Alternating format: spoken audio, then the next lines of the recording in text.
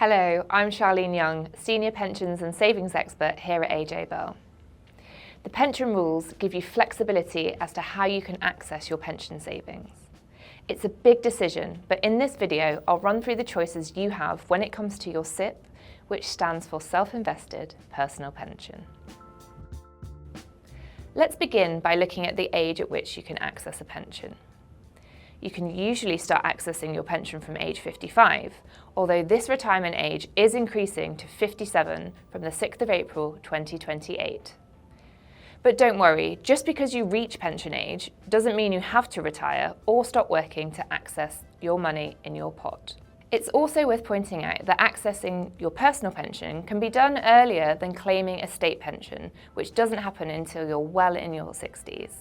This video is about personal pensions rather than state pensions, so let's bring the focus back to that.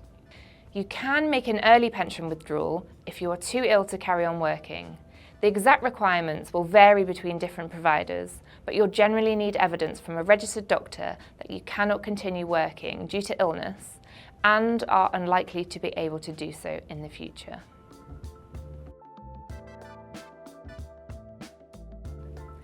You've got several options when it comes to accessing your pension. You can usually take up to 25% of your pension pot tax-free, subject to an overall lump sum allowance of £268,275. This allowance is a cap on the value of tax-free lump sums that you can receive from your pensions in your lifetime.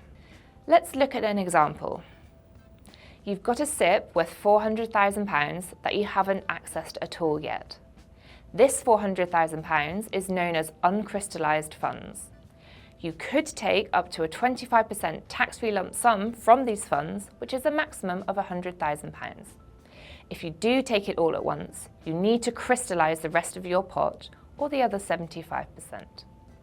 By crystallise, we just mean it needs to be moved into an income option. I'm going to talk about these options shortly, but for our example, we are going to assume that you move them into pension drawdown within your SIPP and choose to take no income initially.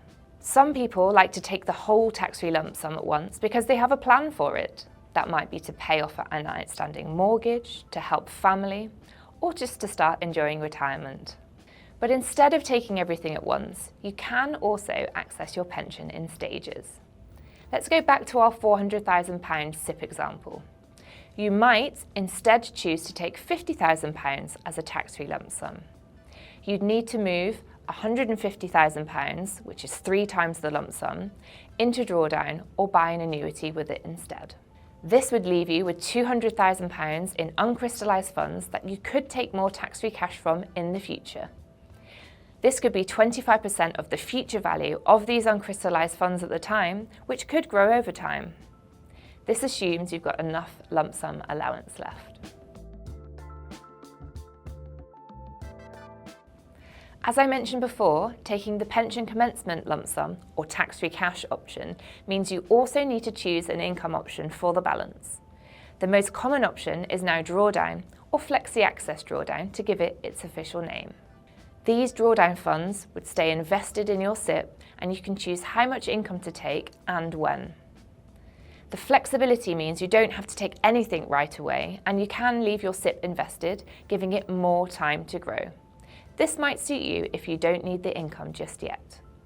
But if you do choose to take income, whether as regular payments or ad hoc withdrawals, you should keep in mind that you'll pay income tax on the pension withdrawals. Taking a flexible income from pensions like a SIPP will trigger something called the Money Purchase Annual Allowance. This is a lower annual allowance on what you can pay into money purchase pensions like SIPPs or ready-made pensions going forward and is set at £10,000 a year. If you'd prefer certainty and a guaranteed income, the other income option for the rest of your pot is an annuity. An annuity is a product you buy from an insurance company. You exchange those crystallised funds for a guaranteed income for the rest of your life. Like drawdown, you'll pay income tax on the annuity income, but taking annuity income does not trigger the money purchase annual allowance. The income you'll get from an annuity is set at outset and will depend on factors like your age, health, and even where you live. You can also build in other options like inflation protection or a spouse's or dependent's income if you pass away.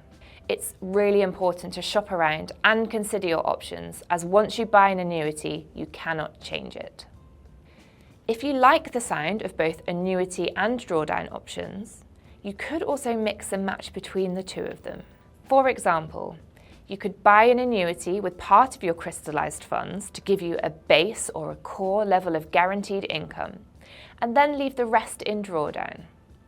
The drawdown income can be turned off or on depending on your needs and has the potential to benefit from investment returns and grow over time. The annuity part has been paid over to the insurance company at the start, but the drawdown funds can be used to purchase an annuity in the future. Pension lump sums are an alternative option.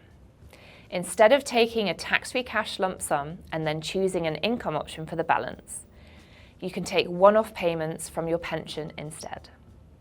Officially known as uncrystallised funds pension lump sums, or UFPLS, 25% of each payment is tax-free and the 75% balanced is taxed as income.